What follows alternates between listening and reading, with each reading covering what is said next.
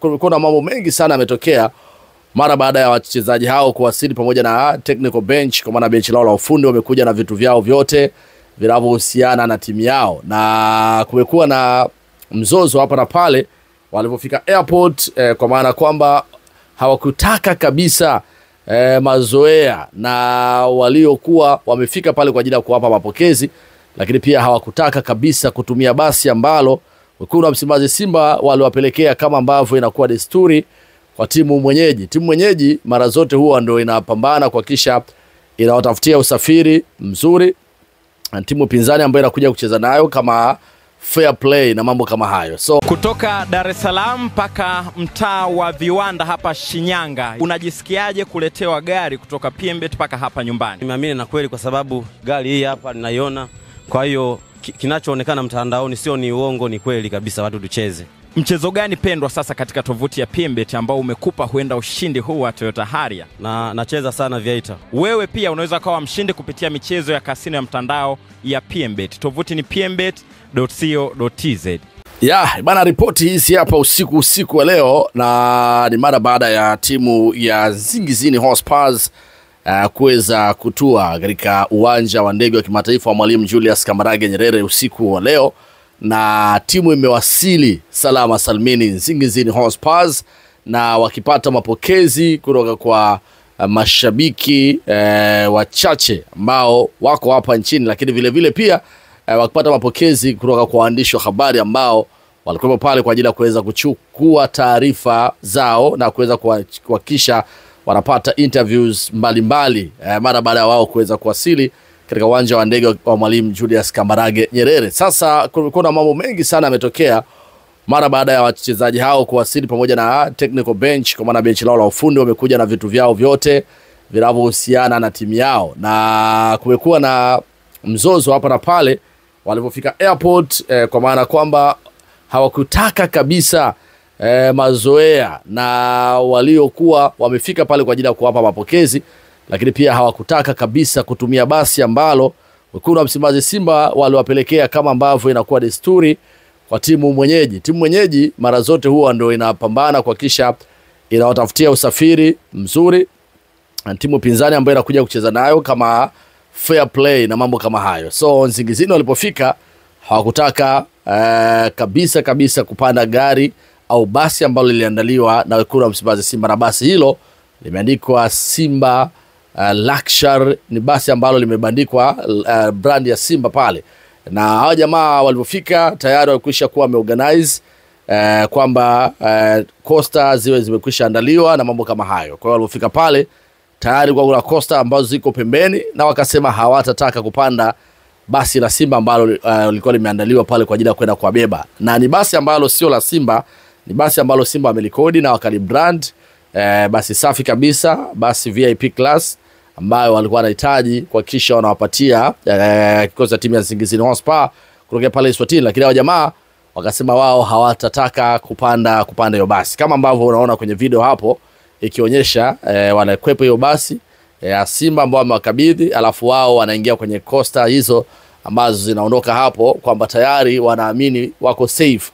Lakini fahamu ya kwamba pamoja na kimbembe hicho, pamoja na kimuhemuhe, pamoja na pressure walionayo, wakihisi labda kuna lolote ambalo wamefanyiwa na Simba ndio maana wamekataa kupanda hilo basi, wanapaswa kufahamu kwamba tayari wako nyuma kwa goli 3-0, na Simba aliibuka na ushindi mnono pale Eswatini, na walifungwa goli 3, bao ya Kibu Denis mawili, bao moja lilofunga Wilson Nangu. So wanafahamu kwamba Simba tayari shamfunga goli 3, lakini nashangaa jamaa ameingiwa na mchecheto. Soka letu la Afrika limekuwa na changamoto sana. Juzi wakati wanaingia hapa, ilikuwa ni jana, wakati wanaingia hapa wababe kutokea Malawi Silver Strikers, na wao pia walikataa basi ambalo walikuwa wameandaliwa na Young Africans, wakaingia kwenye coaster zao. So leo Nsingizini Hotspurs nao wameamua kuingia kwenye coaster, wameachana na basi. Yote wanakwepa, wanafikiria labda ni siasa za soka la Afrika, wanafikiria labda ni figisu na fitna ambazo labda Simba kwa kuwa ametangulia kwenye kinyang'anyiro, ametangulia kwenye hii michuano ya kimataifa, anaweza akawafanyia kitu kibaya pengine ili washindwe pengine kufanya vizuri. Sasa utajiuliza maswali, wamekwepa basi ambalo wameandaliwa na Simba kama fair play. Lakini nimeshangaa Simba amekuwa akipanda mabasi akienda ugenini, kwa kipanda mabasi yakiandaliwa na panda mabasi na wala haina shida.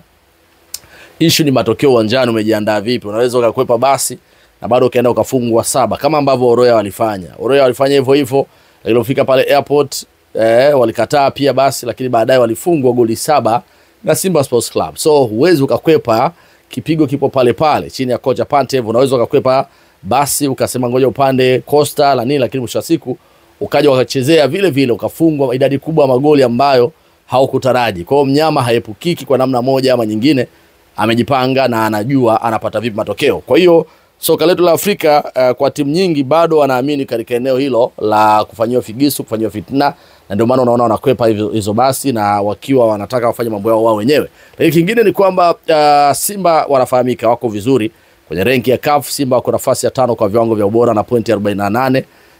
Simba huyo ameingia katika nafasi ya 5, sio? Wakati huo Namungo yuko nafasi ya 75, Yanga yuko nafasi ya 12. Kwa hiyo ukiangalia kwenye renki na washtua, huko pia Simba ni klabu ambayo imeteuliwa kushiriki kwa nia tuzo ya klabu bora ya mwaka ya CAF. Huko pia mchezaji wao Shomari Kapombe akiwa nia tuzo mchezaji bora kwa wanaume wanaocheza ligi ya Afrika ya CAF. Kwa hiyo utaona hizo rekodi zinawashtua pia Nsingizini Hotspur. Na taarifa njema tu ni kwamba nimepata taarifa kwamba Simba wako sawa sawa. Wanachosubiria ni kesho fanya mazoezi yao ya mwisho na press conference. Jumapili mechi inapigwa. Leo Azam amechukua milioni 45 mara baada ya kumfunga KMK mgoli 7. Goli la mama lile. Kwa hiyo Simba wanaweza kasomba zaidi kwa sababu wako nyumbani, wachezaji wengi walipata muda mchache wa kucheza. Hiyo siku ya Jumapili inawezekana baadhi ya nyota wakawa wamerejea pia. Kwa hiyo ushindani wa namba utakuwa mkubwa sana na kila mmoja atataka kuonyesha ubora wake. Kwa kama Nsingizini atakubali kufunga mapema dakika ya kwanza au ya 5 au ya 6, anaweza akapata karika magoli. Nilisikia Simba alisema anataka kupata milioni 80 katika hii mechi. Sasa sijajua amejipangaje kwa kisha anapata hivyo. Ataweza? Ni story ambayo tunasubiria kuiona, lakini kubwa zaidi Nsingizini wamefika. Kesho anafanya press conference na mazoezi yao ya mwisho. Kwa hiyo jamaa amesafiri kutokea Eswatini akapitia Johannesburg moja kwa moja hadi hapa. Wanakuja kufanya mazoezi yao ya mwisho, hawajafanya recovery na nini, lakini mwisho wa siku wanaamini wanapokuja siku moja kabla ya mechi inawasaidia wao pengine kutumia gharama nyingi, lakini pia pengine kutokusoma mbinu zao, lakini pengine kutokuzoea pia Nsingizini Hotspur, kwa sababu kila mmoja anafahamu ubora wa Simba, na Simba ni timu ambayo imejitafuta kwa muda mrefu sana, timu ambayo imejiongeza, timu ambayo katika michuano ya CAF inaogopwa sana. Hakuna timu ambayo haiogopi Simba, na ndio maana unaona walipofika pale hawajawa na mbwembwe kama ambavyo walikuwa wale Silver Strikers ambao waliwafunga Yanga. Walipofika pale airport wakaanza kusema kwamba bwana Yanga hatuiogopi, Yanga sio giant, hatufanyi chochote, kama Yanga ni giant basi na sisi ni magiant. Yani wakawa wanaongea maneno mengi ya shombo, lakini Nsingizini Hotspur wamefika pale, wanaendelea kuiheshimu Simba, bado wanaendelea kuichukulia Simba ni klabu bora, klabu kubwa Afrika, klabu ambayo sasa hivi inapeperusha bendera katika michuano ya CAF. Hicho ndicho ambacho kinawaogopesha wao, na wakijua kwamba pengine wamefanyiwa mchezo ili waweze kufunga idadi kubwa ya magoli, lakini mwisho wa siku ni kwamba Simba alikwisha vuka huko.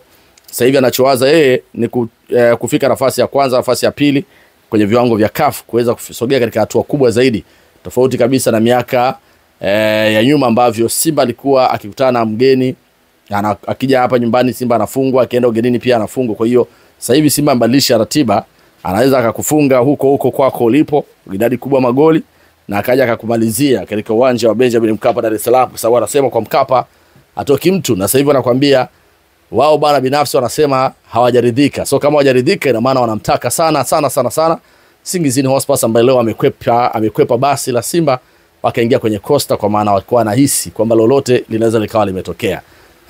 Habari njema kwa upande wa Nsingizini Hotspur, wachezaji wao wengi wamekuja pale. Simulile Mafuso nimemwona pale, mmoja wa wachezaji ambao ni bora sana, namba 10 yule.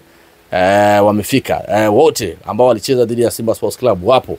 Kwa mechi itachezwa wakiwa hawako pungufu. Kwa kama Simba atashinda, anashinda katika kikosi kile ambacho walipambana nacho kule katika dimba lile la Mswati pale, King Mswati Mambo ndo hayo. Endelea kusubscribe Usalama. Kutoka Dar es Salaam Tanzania mpaka jijini Mbeya ni safari moja tu ya kumletea gari aina ya Toyota IST mshindi wetu. Kwanza nilikuwa siamini, ila hadi chuma nimekiona, najua ni 100% mali ni yangu. Na washauri waendelee kutumia PMBet, maana ni uhakika, sio matapeli, odds kubwa, kila kitu yani. Nafasi ni nyepesi tu, huenda wewe ukawa mshindi unayefuata wa gari aina ya Toyota IST kwenye promotion ya Super Royal Sports ya PMBet.